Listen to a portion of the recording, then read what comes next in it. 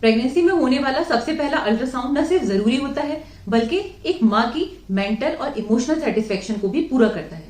अस्सलाम वालेकुम, मैं हूं डॉक्टर सादिया सलीम। जैसे ही प्रेगनेंसी टेस्ट पॉजिटिव आता है, एक महिला के मन में सवाल आता है कि उसके बच्चे की धड़कन कब आएगी। जनरली बच्चे की धड़कन दूसरे महीने में यानी 5 से 6 हफ्ते के बीच में आ जाती है और जब डॉक्टर 6.5 से 8 हफ्ते के बीच में आपका पहला स्कैन, जिसको वाइब्रेटी स्कैन, डेटिंग स्कैन या अर्ली प्रेगनेंसी स्कैन बोलते हैं, कराते हैं तो उसमें बच्चे की धड़कन प्रॉपर दिखाई देती है, जो जनरली 100 से 130 बीट्स पर मिनट होती है।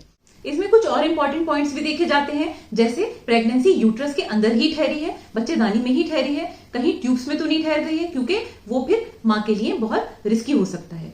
दूसरा हम देखते हैं कि प्रेगनेंसी सिंगल है, ट्विंस है या ट्रिपलेट्स हैं।